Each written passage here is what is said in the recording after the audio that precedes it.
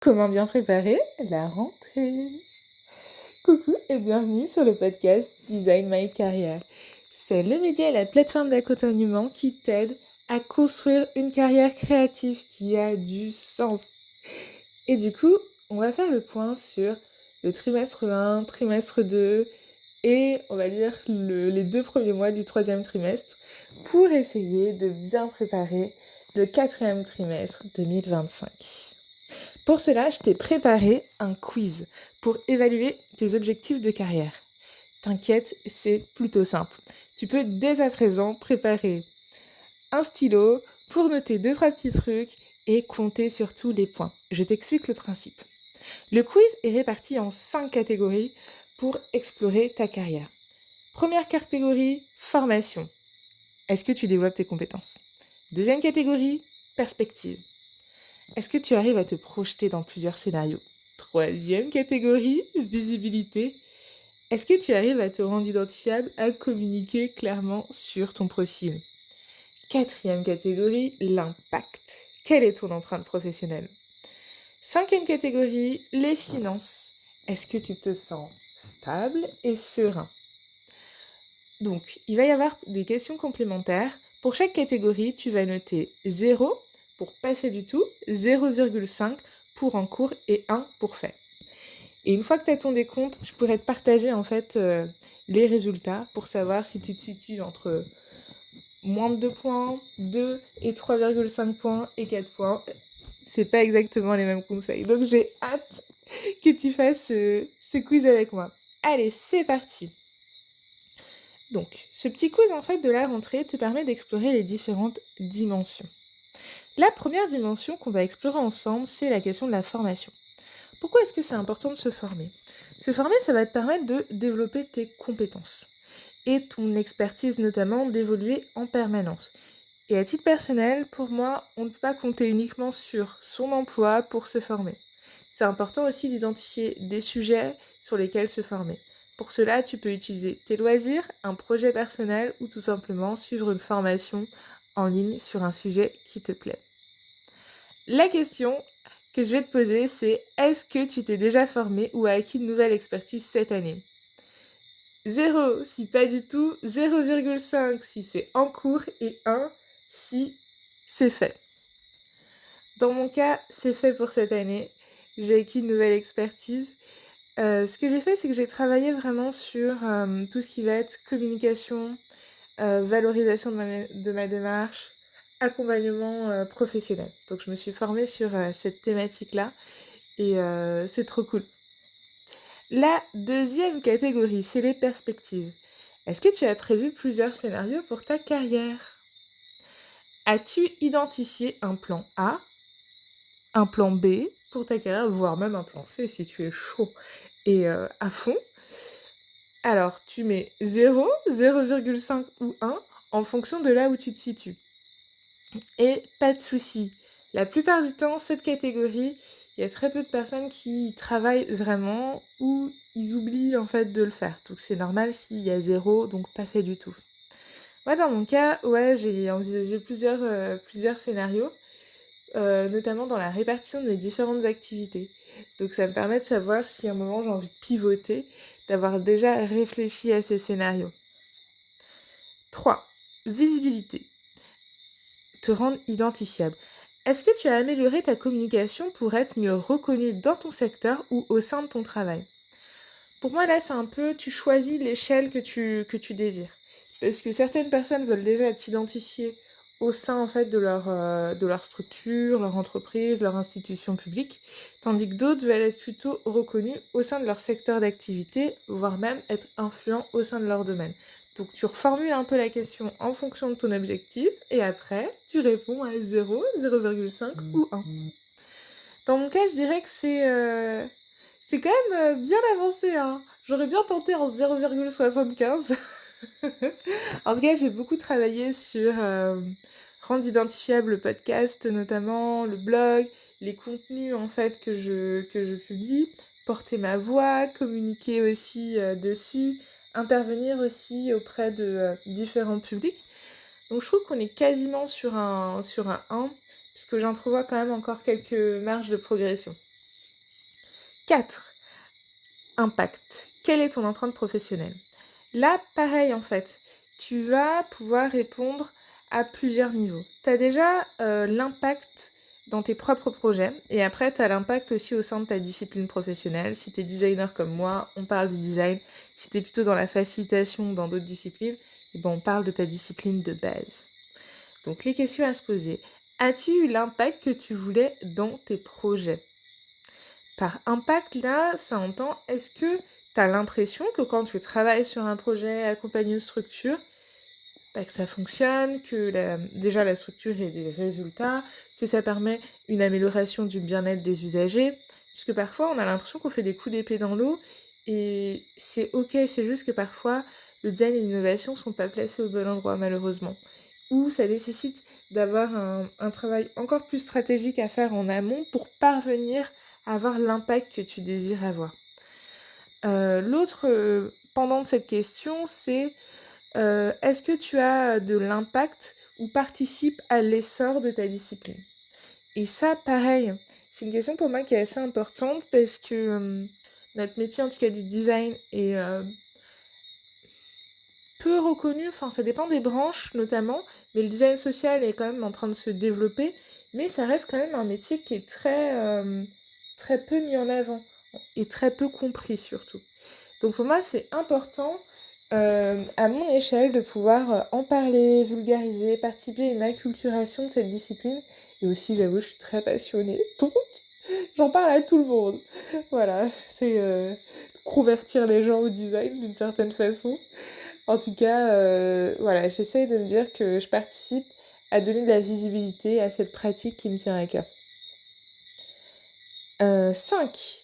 Les finances, stabilité et sérénité. Alors là, c'est souvent la question où on se dit « Ah, ça peut coincer un peu. C'est soit vous êtes très satisfait, soit c'est plutôt moyen. » Est-ce que ton niveau de vie correspond à tes attentes? Ou est-ce que tu as l'impression que ça progresse vers tes attentes? Donc la question est plutôt formulée sur est-ce que tu es satisfait ou non. Si tu es satisfait, tu mets 1. Donc ok. Si par contre tu as l'impression que ça progresse mais que tu aspires à mieux, tu mets 0,5. Et si c'est vraiment pas du tout le fun, tu mets 0. Mais t'inquiète, c'est pas parce que c'est un peu en dents de scie que ça veut dire que tu vas rester comme ça toute ta vie, pas du tout. C'est comme les montagnes russes dans la vie, il y a des moments où t'es tout en haut, il y a des fois t'es tout en bas, mais quand t'es en bas, c'est le moment où t'es en train de monter pour te faire plein de sensations. Donc t'inquiète, le meilleur est devant toi, et je te souhaite du coup beaucoup de réussite dans les projets que t'entreprends. N'hésite pas aussi si tu veux en parler, j'adore. Et j'espère du coup pouvoir te conseiller au mieux si c'est ce qui t'intéresse.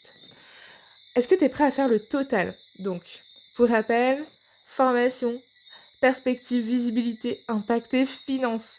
Donc là, tu fais le total. Et tu notes ton score sur 5. Et tu vas voir en fait quelles sont les catégories que tu vas devoir absolument renforcer avant la fin d'année. Il y a des catégories dans lesquelles tu es quand même satisfait des résultats que tu as. Et l'idée, c'est pas d'aller dire, on va aller chercher le 1 point. Pas du tout. L'idée, c'est de te dire que, par exemple, si c'est sur la question de la visibilité où tu t'es mis 0, ouais, là, c'est va être ta priorité de te dire, on va décrocher un 0,5. Voilà. Donc, on est aussi dans la technique des petits pas et de progresser sur les axes où tu te dis, ça me ferait plaisir d'évoluer. Au niveau des résultats, si tu as moins de 2 points, c'est que tu mérites une carrière à la hauteur de ton potentiel. Je sais pas si tu te rends compte, mais c'est important de te dire que ouais, tu peux rêver grand, tu peux imaginer une carrière à ton image, donc vas-y, lance-toi. Mais pour ça, tu as besoin de clarté. Ça signifie que tu es quand même un petit peu dans le flou sur le pilotage de ta carrière. C'est peut-être un peu en automatique ou par le hasard. Donc tu peux regarder sur mon blog, il y a des articles pour t'aider à identifier ta singularité, ton positionnement aussi sur le secteur, pour essayer de débrumer tout ça. Et n'hésite pas si tu veux aussi qu'on en discute. Entre 2 et 3,5 points. Ah bravo, t'es sur la bonne voie. Tu peux repenser ta stratégie pour prioriser aussi des actions. Donc comme je le disais tout à l'heure, essaie d'identifier vraiment les actions sur lesquelles tu vas pouvoir aller décrocher un 0,5 point en plus pour approfondir, aller plus loin et d'ici la fin d'année, avoir aussi des résultats concrets dans cette thématique. Je te donne un exemple, par exemple, sur la formation. La formation, tu peux te dire, ok, je vais acheter un livre, je vais le lire un petit peu pour progresser dans ma pratique du design. Ça peut être aussi simple que ça.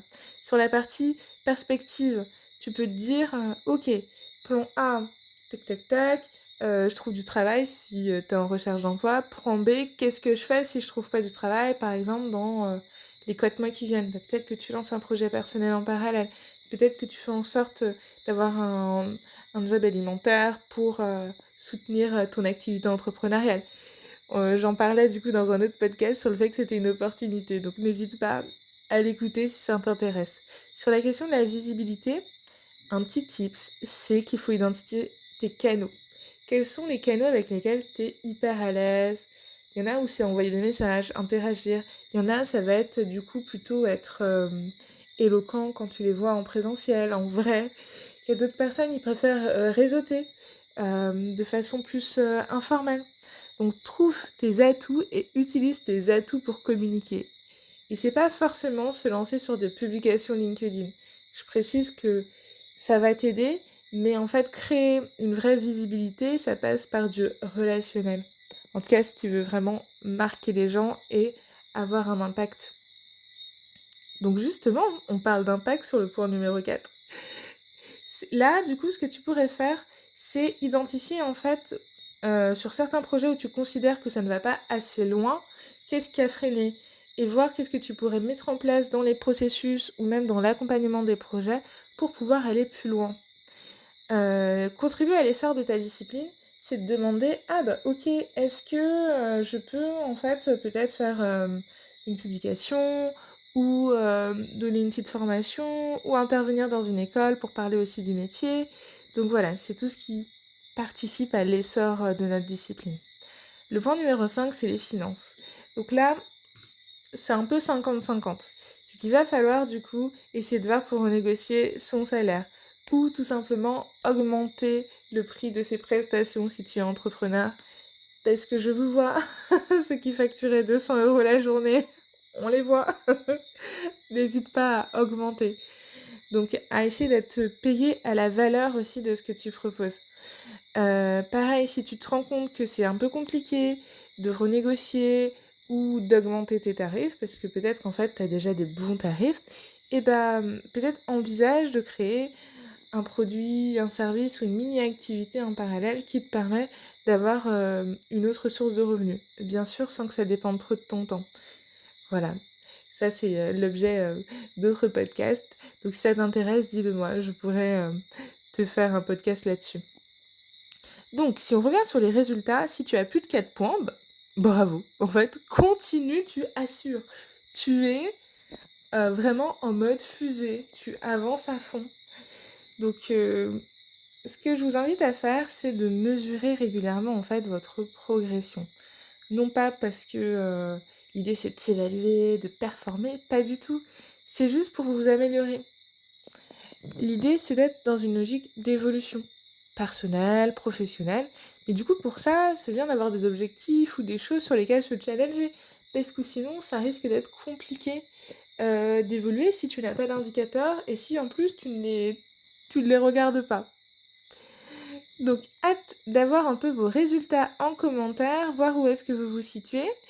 C'est toujours un plaisir pour moi de voir en fait qu'au début de l'année, par exemple, vous lancez plein d'objectifs et qu'à la fin de l'année, vous avancez, ça se concrétise, c'est vraiment un plaisir. Donc, hâte de se revoir. Je vous dis à très vite. Salut!